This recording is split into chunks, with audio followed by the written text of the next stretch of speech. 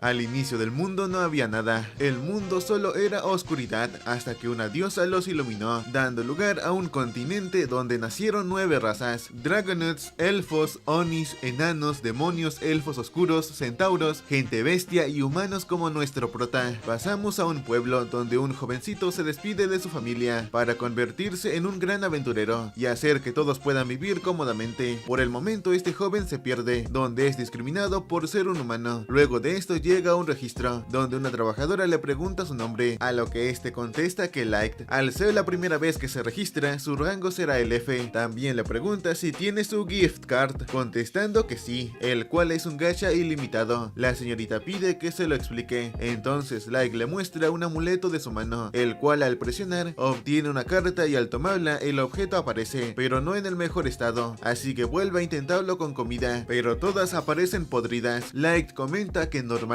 no son así, sin embargo la señorita le recomienda quedarse con el rango F. Cuando lo toma, el prota le pregunta si tendrá un trabajo para hacer de inmediato. La señorita le indica que los trabajos más sencillos están publicados en el tablón de anuncios. Vemos que ya hay otras razas leyendo en el tablón. La señorita le pregunta si tiene problemas para leer, ya que el índice de alfabetización es muy bajo para los humanos, así que le ofrece tareas como recolectar leña, transporte de tierra o corte de césped. Aunque la paga es muy baja, Light acepta con mucho gusto. Es así que lo vemos trabajar muy duro llevando leña en la espalda, carga 2 canastas de piedras en los hombros y hace más tareas de campo. Al final del día lo vemos con su paga, mencionando que todo el trabajo le alcanzó para el alojamiento y pues la comida la obtendrá de su gacha. En eso gente bestia se pone al frente suyo, empujándole en un charco. Uno de ellos le dice que tenga cuidado al caminar y como ha ensuciado su ropa tendrá que pagársela, tomando su bolsa con dinero. La bestia gris dice que es suficiente para mandarlo a lavar. Like pide que se lo devuelva, pero recibe una patada en el cuello y las bestias se van robándole su dinero. Toda la gente que lo andaba viendo trata como basura al pobre humano sin una pizca de empatía, pero al ponerse de pie una mano se extiende para levantarlo y al recibirla ve todo un grupo de razas diferentes. De inmediato Like se disculpa asustado, sin embargo la elfa no le quiere hacer daño y lo abraza para que se calme. Quienes pasaban por ahí miraban con desprecio el afecto de una elfa y un humano. Like nota cómo se ensució las rodillas para agacharse y abrazarlo, preguntando si está soñando. La elfa contesta que esto es real y el grupo se presenta como miembros a la concordia de tribus. El nombre de ese grupo representa las 9 razas creadas por la diosa. Un hombre bestia se presenta como Garou, la elfa se presenta como Sasha y presenta al resto de su equipo: Drago un Dragonaut, Diablo un demonio, Oboro un Oni, Nano un enano, Sion una elfa oscura. Santo es un alivio, ya que le da escalofríos casarse con alguien muy inferior. Light pregunta a qué se refieren con maestro y alto mando. Drago le dice a Garou que habló demasiado, pero esto le da igual, pues el humano no hablará por mucho tiempo, así que Drago le ordena que acabe con él antes de que aparezcan otros aventureros. Nuestro Light queda frío al escuchar esto, viendo a todos con una expresión fría y malvada. Drago repite la orden que le dieron: eliminar cualquier problema potencial de raíz, no lo dejes vivir, así que lo van a desterrar de la existencia. Garou empieza la fiesta sacando sus garras y cortando la cara de Light. Al ver su sangre queda paralizado y empieza a correr del miedo. Garou se ríe advirtiendo que terminará siendo carne picada por cualquier monstruo del abismo, pero vemos como Sasha ya lo está apuntando con su arco, atravesando su pierna. Light grita del dolor, lo que para ellos solo es la parte favorita de cazar humanos. Garou de una patada lo levanta del suelo y lo vuelve a golpear. Drago le dice que ya es suficiente, pues acordaron que la historia de su muerte sería el ataque sorpresa de un monstruo, y si le deja moretones contradice la historia. Garou agradece por el espectáculo que le dio, mientras que el prota se arrastra, repitiendo que no quiere morir. Se pregunta por qué le pasa esto. Extendiendo su mano, grita que quiere vivir, provocando que un símbolo aparezca en el suelo. Drago lo reconoce como un círculo de teletransportación, diciéndole a Garou que lo mate de inmediato. Sin embargo, Like desaparece. Al teletransportarse, Like mira dónde está, supone que fue llevado a otro lugar de la mazmorra. Se dice a sí mismo que da igual lo que haga, pues si llegase a encontrarse con uno de los monstruos de ese lugar, está seguro que acabará muerto. Lleno de miedo, empieza a decir que extraña a su familia. Se pregunta por qué pasó todo eso si al principio lo trataron bien y le mostraron bondad. Dejándose llevar por la ira y el rencor, se dice a sí mismo que todo fue una farsa, que simplemente lo engañaron para que se uniera a una expedición a la mazmorra y que que luego lo intentarán matar, mandando todo al diablo y negándose a morir en ese lugar, jura que saldrá vivo para matarlos a todos y arrancarles las entrañas. De pronto escucha el rugido de un monstruo detrás suya. Al voltear la mirada se encuentra con un monstruo nivel 1000. Desconcertado, se pregunta cómo es posible encontrarse con ese tipo de monstruo del que solo se escucha en cuentos populares. Al borde de la desesperación, se pregunta si acaso lo teletransportaron hasta la parte más profunda del abismo. En ese instante, aquella bestia rocosa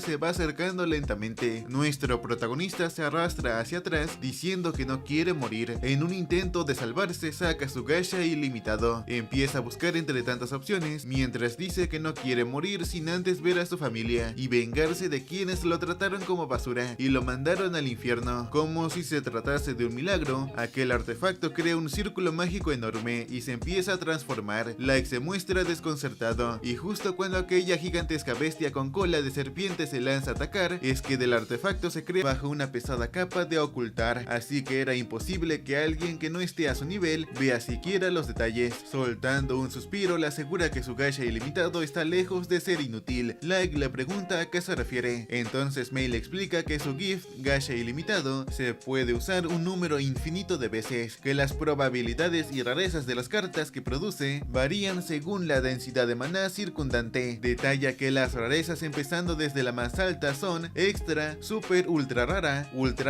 triple S rara, doble S rara y luego rara normal y error. Like sigue sin entender qué quiso decir. Entonces Mei, liberando partículas de energía de su mano, le explica que el maná es algo que fluye en todas partes a lo largo del mundo. Sin embargo, su densidad es más baja en la superficie, lo que significa que la aparición de una carta super ultra rara como ella es casi nula. Pero como el maná es abundante allá abajo en las profundidades de la mazmorra, significa que tiene muchas más probabilidades de conseguir una carta rara. Dicho esto, lo felicita por su valentía, ya que se atrevió a viajar hasta el fondo de la mazmorra por sí mismo, solo para aprovechar al máximo el potencial de su gacha ilimitado. Al escuchar esto, Like lo niega y afirma que él nunca podría enfrentarse al abismo por su cuenta. Le revela que estaba con un grupo, sin embargo lo traicionaron, lo cortaron y le dispararon una flecha. Entre lágrimas le dice que solo quería mantener a su familia, pero que al final lo maltrataron solamente por ser humano. Lleno de resentimiento, exclama que no descansará hasta que reciban lo que se merecen. De repente Mei lo abraza, disculpándose con él. Le dice que una sirvienta como ella nunca podrá entender la profundidad del sufrimiento que ha atravesado. No obstante, con su poder a su disposición, traer retribución divina sobre sus enemigos será un asunto sencillo. Mirándolo a los ojos, le pide que dé la orden, ya que su honor de sirvienta jura cazar a esos engañosos paganos con la máxima rapidez y presentar sus cabezas en pica ante él. Like la tranquiliza, diciendo que no puede hacer eso. Mei le comenta que entiende que tiene un corazón bondadoso, sin embargo le recalca que ellos no merecen piedad. Nuestro protagonista aclara que no se refería a eso, menciona que confió en ellos y lo timaron, y casi muere luego de ser golpeado hasta quedar hecho papilla y ser enviado a ese infierno. Pero todo eso se debió a que era débil, así que simplemente necesita hacerse más fuerte. Admite ser consciente que podría ser imposible para un simple humano como él, sin embargo, quiere vengarse con sus propias manos y hacer que todos sufran. Volteando a ver a Mei, le pregunta si cree que es solo un sueño imposible. La sirvienta solo agacha la cabeza y estando de rodillas le dice que su deseo es también el de ella, y si busca venganza personal, entonces por su honor de sirvienta lo ayudará a conseguir eso, ya que cree en su potencial más que nada. Like se lo agradece y de este modo vuelve a girar su gacha ilimitado. Menciona que para establecer un reino que pueda allanar su camino hacia la venganza, las profundas volcarse y patear las piernas oliendo las almohadas. Preguntando si la hizo así a propósito, Mei se lo confirma, pues dice que ella es parte de su estilo único de hacer la cama, destacando que es un secreto comercial así que no le puede contar más. La pequeña Nazuna queda más impresionada, así que le pregunta si acaso es como una habilidad súper especial que solo sirve para el aseo, y si ese es el caso, grita que de verdad hace honor a su reputación como la primera y principal invocación del maestro Light. Mei ante esto agradece a Dios que Nazuna no tiene cerebro. En eso la albina recuerda que las sirvientas querían que le pasara un mensaje. Una vez que se lo muestra, resulta que dice: abajo usted y su monopolio de la habitación del maestro Light. Exigimos que le dé a todos el derecho de limpiar su cuarto. Y luego también se deja en claro que dejaron una votación donde todas votaron que sí. Nazuna no entiende bien lo último, preguntando si le están diciendo que se revise por algún tipo de magia de enfermedad o qué. Mei le dice a Nazuna que no es algo que le deba preocupar, pues es su responsabilidad como jefa de sirvientas, así que ella se encargará personalmente de las sirvientas hadas y sus problemas. Siendo ese el caso, Nazuna acepta con una sonrisa y de paso Mei le entrega unas cuantas monedas como agradecimiento. Con todo esto, Nazuna se va muy feliz luego de tener su propina. En una tienda de golosinas vemos a Nazuna escogiendo qué dulce quiere comer. Sin embargo, decide no comprar ninguno, pues lo que su pancita le pide es dorayaki y leche, cosa que sin dudar se compra. Volviendo al castillo, vemos como ante Aoyuki aparece Nazuna, la cual le pregunta qué hace aquí. Aoyuki solo contesta con puro miau. Aún así, Nazuna la entiende y le hace saber que no le dará su dorayaki. Luego de un rato, Aoyuki por fin habla y enseñándole un papel le cuenta que no encontró ninguna amenaza. Terminó la parte del mapa que Mei quería, así que simplemente volvió a entregarlo. Nazuna, sonriente, le da unas cuantas palmadas y le pregunta por qué no le dijo eso antes, resaltando que es extraña, y así sin más se va del lugar, pues debe seguir patrullando, dejando a Aoyuki con su depresión. Nazuna, estando cerca al trono de Light, se lamenta porque no lo vio en todo el día, deseando que estuviera aquí. En eso que frotaba su cara en el trono, escucha como algo cruje y sale de su lugar, ya que resulta que rompió una de las alas del ángel en el trono. De inmediato la recoge, la pone en su lugar y de inmediato escapa del lugar. Continuando con la pelea, Jack sugiere que lo dejen por hoy y se bañen, y en el baño le menciona a Light que dominó el uso de su cuerpo como arma y que solo unos pocos pueden aguantar contra él en el abismo, lo que significa que hay muchos menos en la superficie. El prota entiende que el mundo de la superficie está lleno de incógnitas y no bajará la guardia hasta haber cumplido su venganza. Ahora todas las sirvientas están reunidas en la oficina de Mei, quien con una mirada intimidante les pregunta si saben por qué las llamó, mencionando lo que leyó en la carta de Nazuna y su rebelión para limpiar el cuarto. Ellas, asustadas, le preguntan si no estaba en una misión, pero Mei contesta que solo pasaba por ahí, hasta que escuchó ciertas palabras muy interesantes. Con una calma aterradora, empieza a repetir lo que dijeron, preguntando una y otra vez por qué hablaban así de ella. Las sirvientas, temblando, aseguran que siempre le han sido leales, que incluso la consideran una hermana, pero Mei no se inmuta. Con una mirada fría exige saber la verdad. Finalmente las sirvientas confiesan, estaban celosas porque Mei fue la primera invocación y siempre está al lado del maestro Light. Entonces Mei, sin obligación alguna, les aclara que antes de la llegada de Aoyuki, el maestro solo se dedicaba a entrenar y estudiar. No había tiempo para las fantasías que ellas imaginaban. Creyendo haber sido demasiado compasiva, les asigna una nueva tarea: limpiar la sala del trono. Las chicas se alegran al principio, aunque una vez que están limpiando se quejan por lo dura que es la jefa, ya que deben limpiar tremenda habitación para mañana. Justo ahí la peliverde sin querer toca la estatua del ángel, ocasionando que se zafe la parte rota. Mientras tanto, Nazuna descansa feliz, convencida de haber protegido la paz una vez más, aunque anhela volver a ver a Light. Finalmente este último aparece y se encuentra con él y Aoyuki y Nazuna discutiendo, pero su atención se centra en una imponente criatura, un sabueso infernal, símbolo de un viejo trauma. Con serenidad, nuestro protagonista lo enfrenta y anuncia a sus compañeras que el plan por fin comienza. Tras 3 años de preparación, es hora de servir el primer plato de venganza. En un cambio de panel, Garou camina por el pueblo de los hombres bestia, escuchando como todos lo alaban. En eso ve a un niño humano husmeando en la basura, así que lo patea y tras escupirle, le ordena que desaparezca de su vista. Al llegar a su guarida junto a sus lacayos, este y los demás se ponen a beber. Uno de ellos le dice que ojalá pudiera ser como él. Sin embargo, Garou le aclara que no es tan fácil, pues hay que aprender maneras ingeniosas de usar la percepción instintiva con la que nacieron ellos. Los hombres bestia afirma que todo está en la nariz, el poder del olfato, ya que de esa manera uno puede separar los trabajos decentes de los espantosos por su aroma, y solo así podrán llegar a ser como él. Uno le pregunta si eso incluye el trabajo de hace 3 años. Garou le pregunta si acaso se refiere a la concordia de tribus. Así uno le pide saber qué tipo de trabajo fue. Garou se disculpa, pero les dice que la federación exige su secreto, aunque en su mente afirma que ese fue el mejor trabajo de todos, ya que todo lo que tenía que hacer era matar a un patético niño humano, del que se sospechaba que podía ser un maestro, y gracias a eso se hizo rico y famoso. Reconoce que le molestó un poco el hecho de no encontrar a Light luego de que se teletransportó. Sin embargo, no considera que haya podido sobrevivir. Aún así, siente un gran deseo por saber más sobre ese maestro que cada país país del mundo está tan desesperado por encontrar, con el simple hecho de pensar en él, que se atreva a hacerlo después de que sus tripas estén en el suelo. Con una simple cortina de viento hace que Garou empiece a temblar. Confundido se pregunta por qué siente escalofríos si solo es una sucia humana. Sin embargo, cuando ve su cara, entiende que esa mujer podría matarlo. De repente el prota llega y le pide a Mei que se calme. Le recalca que Garou es su presa. Mientras sus lacayos se preguntan qué hace un mocoso en ese lugar, Garou observa atónito negándose a aceptar que sea realmente él. Pero cuando el prota se quita la capucha, no puede evitar gritar de desespero. Con total tranquilidad, Light lo saluda y le avisa que vino a vengarse con 3 años de interés. Intentando cubrir su temor, Garou comienza a reírse de Light, preguntándose si realmente un insignificante humano como él de nivel 15 piensa enfrentarse a alguien de nivel 150. Ante esto, Light le pregunta si acaso no le da curiosidad cómo sigue vivo o cuál es su conexión con Mei, pues entiende que la reacción normal sería exigir algunas respuestas. Garou admite que no sabe cuán fuerte sea esa mujer, pero tampoco le importa. Después de todo, son humanos contra una manada de hombres bestia, por encima del nivel 130. De esta manera, ordena a sus lacayos atacar a Light. No obstante, 2 de ellos pierden la cabeza en un abrir y cerrar de ojos, obviamente por Mei, la cual les advierte que cualquiera que se atreva a amenazar a su amo pagará perdiendo la cabeza. Light se lo agradece, sin embargo le pide que bloquee la salida para evitar que escapen. Mientras tanto, en el bando de Garou, sus lacayos entran en pánico, aunque estos los tranquiliza diciendo que seguramente fue un ataque furtivo y una especie inferior como ellos nunca los podrán vencer. Algo decepcionado, Light le pregunta si acaso nunca se puso a pensar en que quizás ellos sean los más débiles. Garou le grita que deje de decir estupideces y exclama que los humanos son simplemente perdedores con diminutas reservas de maná, criaturas de bajo nivel. Decidido a demostrarle quién es superior, le enseña su nivel. Light reconoce que durante todo este tiempo los niveles típicamente alcanzados por cada raza influyeron en el trato despectivo hacia los humanos. Después de todo, son los más débiles, pero por esto mismo le pide que le explique por qué 2 de sus hombres están muertos. Esto enfurece a Garou, así que ordena a todos atacar a Light. Sin embargo, nuestro protagonista los vence con unos simples movimientos de su bastón. Teniendo a Garou en el suelo, le pregunta qué pasa y si acaso ya terminó. Esto irrita más a Garou, quien haciéndose atrás, coge una esfera diminuta y la lanza contra el suelo, invocando así un poderoso Fenrir de nivel 500. No obstante, Light le pregunta si eso es todo, pues de ser así es patéticamente débil. Garou, llamándolo cabeza hueca, le pregunta si acaso perdió la cabeza. Le da una última oportunidad para que se arrodille y suplique por su vida, tal y como hizo hace 3 años. El prota acepta y soltando su bastón, le comenta que no se moverá, permitiendo que haga lo que quiera. Esto enfurece a Garou, sin embargo de igual forma hace caso y ordena a su Fenrir atacar con todo lo que tiene. Seguro de haberlo matado, exclama que eso es suficiente para hacer a cualquier humano. Sin embargo, al dispersarse el humo, nota como Light se mantiene de pie. Se unen, hasta él podría tener dificultades. Esto le parece perfecto a Light, así que le avisa que irán a otro lado para que conteste sus otras preguntas. Saca una carta de teletransporte y cuando la activa viajan a otro mundo. Asustado, Garou abre los ojos y cuando voltea observa un enorme ejército de bestias y diversas especies. En el instante que Light da un paso, absolutamente todos se ponen de rodillas. Sentándose en su trono, les ordena a todos levantarse y mostrar sus estadísticas. Garou observa cómo entre su ejército hay bestias de nivel 9000, semihumanos de nivel 7777 y soldados de nivel 1500. Pero no solo eso, sino también tropas de nivel 9999. Con todo esto, Light le vuelve a preguntar qué opina y si cree que podría ganar contra las naciones de todo el mundo. El lobito, estando pálido, solo puede balbucear. Esto es suficiente para Light, quien lo felicita y le comenta que se ha ganado la recompensa de languidecer en dolor y desesperación mucho peor que la muerte. Garou, estando boquiabierto, entiende que ellos fueron los creadores de ese monstruo. Siendo consciente de que podría acabar con el mundo en un pestañeo, afirma entre lágrimas que están condenados. Haciendo un descomunal esfuerzo para articular palabras, le pregunta si acaso está tratando de convertirse en un dios. Esta idea llama la atención de Light, quien agarrando su bastón menciona que alguien le oculta la verdad, ya sean por razones justas o nefastas. Si toma el camino para ser un dios altruista o un monarca satánico, dependerá de ello. Sacando su gift, exclama que puede otorgar bendiciones y fortuna, o agar todo en muerte y desesperación. Con el poder absoluto afirma que el mundo tiene la oportunidad de demostrar cuál merece contestando a la pregunta que ha planteado. Dirigiéndose uniéndose a todo su ejército, ordena que comiencen la marcha desde el abismo hasta la superficie. Tras un largo viaje, Light se encontraba emocionado por volver a ver a su familia. Sin embargo, al llegar a su pueblo natal, se da con la desgarradora sorpresa de que todo está completamente destruido. Luego de meses buscando alguna pista de si su familia seguía con vida, corroboró que los cuerpos de sus hermanos no estaban entre los cadáveres. Con esto obtuvo la esperanza de poder encontrarlos por algún lado. Terminando de rezar ante las tumbas de los que alguna vez fueron sus conocidos, Gold le pide que se apresure y vayan a buscar un lugar cómodo para dormir. Nemumu lo regaña por ser tan insensible. Ambos comienzan a discutir, pero Light los calma y les dice que el alojamiento tendrá que esperar, pues ahora se centrarán en recopilar información de cada nación y también saber el motivo que hace que un maestro valga la pena derramar tanta sangre. Asegura con una voz serena y liberando su poder que, si resulta ser por algún motivo perversamente malvado, convertirá ese mundo en un infierno ardiente. Usa un conjuro para evitar que algún objeto mágico los vigile. Ahora que pueden relajarse, Nemumu menciona la posibilidad de ser lastimado en la superficie y que podría haberlos dejado a cargo de esto. Light interrumpe preguntando si acaso pretende sacarlo de su plan de venganza.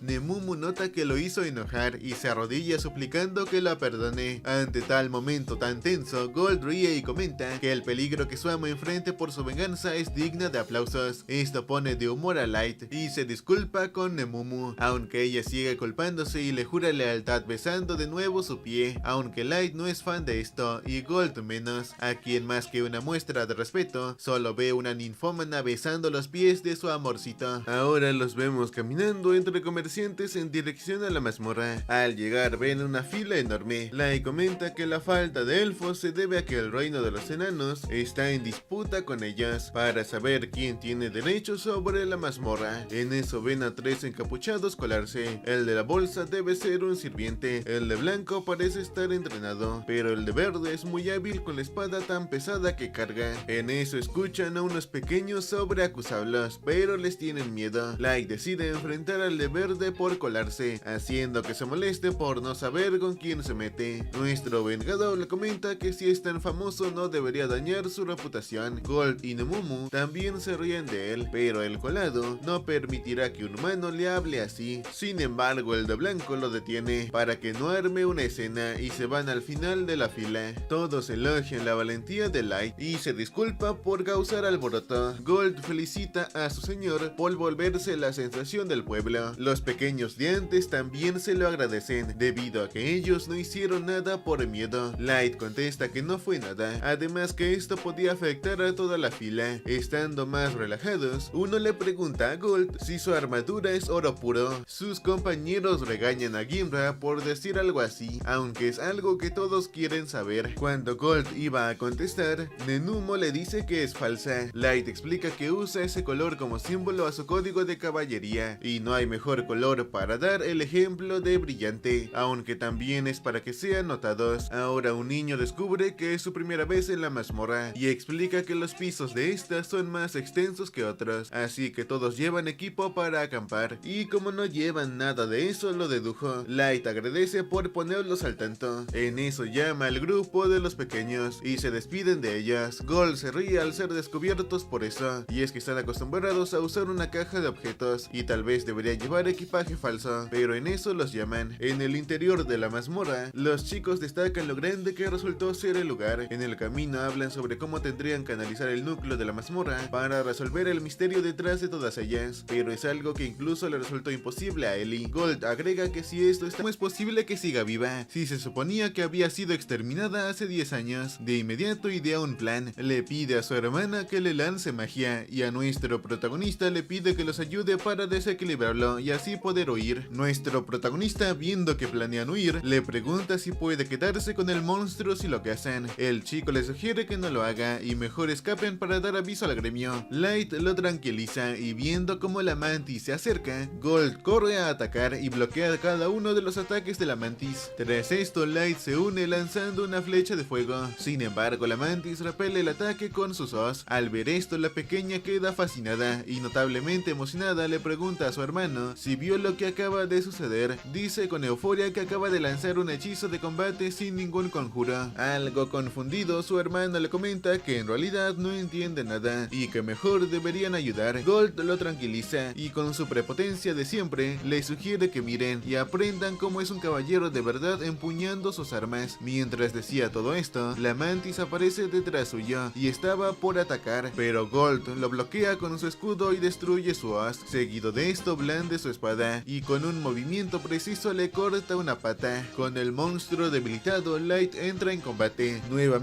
usa el hechizo de flechas ígneas, pero esta vez dirigidas de tal modo que la mantis no lo puede bloquear. Así continúa lanzando sus flechas hasta debilitar aún más a la mantis. La pequeña maga queda impresionada al ver que controló 30 flechas al mismo tiempo. Al verse en desventaja, la mantis intenta escapar. Sin embargo, nuestro protagonista crea una muralla de fuego. Entonces, viéndose acorralada, el monstruo revela sus alas y se echa a volar. En el aire, Light se lo encarga a Nemumu. De inmediato, esta da un gran salto y teniéndola en la mira arremete contra ella, siendo que al caer acaba hecha a trozos. Gold le reclama por haber hecho un desastre con lo que se supone que debía ser la prueba de su aventura. Al darse cuenta de lo que acaba de hacer, Nemumu se disculpa con nuestro prota y le implora perdón. Ya estando a salvo, se ponen a buscar la gema mágica del monstruo. Al final logran encontrarla, cosa que alivia a Light, pues ahora podrán entregar esa gema mágica para subir de rango. Intrigado por saber más de ellos, el líder de los jóvenes le pregunta si acaso son de un famoso grupo de aventureros, o quizás de rango B o A. Nuestro protagonista niega todo esto y aclara que son de rango F. Esto deja atónitos a los muchachos, quienes no logran asimilar que unos novatos de rango F hayan acabado con una mantis de Quartzite. Luego de esto, la pequeña maga conjura una bola de agua para que se laven las manos. Nuestro protagonista accede y sus demás compañeros también. Al acabar de limpiarse, los chicos les preguntan a nuestros protas si desearían unirse a ellos en la acampada que planean hacer esa noche. Al principio, Light rechaza la invitación, alegando que no quería ser una carga. Sin embargo, el joven asintió argumentando que el sol se pondría pronto y sería muy peligroso bajar por el bosque. Además que su hermana estaba deseando hablar con él sobre magia. En la noche se sientan a compartir frente a la fogata. Cuando los chicos le preguntan por su familia, nuestro protagonista les miente diciendo que tanto él como sus padres son magos. Mientras platicaban, Elio pregunta si realmente es impresionante que pueda lanzar hechizos de clase táctica, eufórica. Milla le grita que es más que eso. Le explica que hay 3 clases de hechizos en la magia: los de combate como el Fire Arrow, los hechizos de clase táctica como el Firewall y por último los hechizos de clase estratégica, aquellos lo suficientemente poderosos para tener un impacto global como terremotos, tsunamis y meteoritos. Sin embargo, para ello se necesita un grupo completo de magos reuniendo maná y recitando un conjuro para lograrlo. Agrega que los Dragonauts y las demás son capaces de lanzar hechizos avanzados con facilidad, en cambio ellos, los humanos, no. Por ello que Light haya lanzado uno sin siquiera recitar el conjuro es algo sorprendente. Al ver a su hermana muy emocionada, les cuenta a nuestros protagonistas que su hermana pensaba entrar a la Academia de Hechicería del Ducado. Nuestro protagonista les pregunta si acaso están hablando de la nación que fue creada mutuamente por todas las razas, el Principado de los 9. Elio se lo confirma. Entonces les cuenta que lamentablemente perdieron a sus padres debido a una epidemia, así que tuvieron que formar ese grupo de aventureros con sus amigos de la infancia, Gimbra y Wardy, para así conseguir dinero para enviar a Milla a la Academia de Hechicería. En eso sus dos amigos le reclaman diciendo que no es justo. Después de todo, también es el objetivo de ellos. Al ver cómo se llevan los hermanos y sus amigos, nuestro protagonista recuerda cómo trataba a su hermanita en aquel entonces. A todo esto, Elio les pregunta el motivo por el cual se hayan convertido en aventureros. Light les cuenta que sus padres murieron en un incendio en casa y tanto Nemumu como Gold decidieron que lo acompañarían en ese viaje como agradecimiento a sus padres. Tras escuchar su historia se crea un momento incómodo, así que para solucionarlo, Gimbra les pregunta a Nemumu y Gold si son pareja. Obviamente ambos lo niegan y empiezan a discutir. Por otro lado vemos a Kipto y Yanak acabar con los monstruos y recolectar muestras. Al terminar de hacer esto, el elfo negro le menciona que ahora sigue el último paso, recolectar el material primario, los humanos. En otro nuevo día vemos a los protas llegar con la recepcionista entregándole las gemas mágicas. Al ver el tamaño de dichas gemas, la recepcionista se emociona y los comienza a tratar con más amabilidad. Al salir del gremio recorren las calles de la ciudad. En eso escuchan como la gente empieza a hablar de ellos llamándolos Black Monthly. De repente un pequeño grupo de aventureros se le acerca para preguntar preguntándoles si son el grupo que se está haciendo famoso. Light les pregunta a qué se refieren, entonces los tipos les dan un campeón que pueda derribar esa sociedad dirigida por quienes odian a los humanos. Tras esta breve plática, le comenta que irá a hacer sus necesidades. De este modo se va al bosque, pero cuando regresaba al campamento, observó que la cabeza de su amigo estaba en el suelo y junto a ella se encontraba Quito. Lleno de ira pero a la vez de miedo, mantuvo la calma, mirando a sus demás compañeros desvividos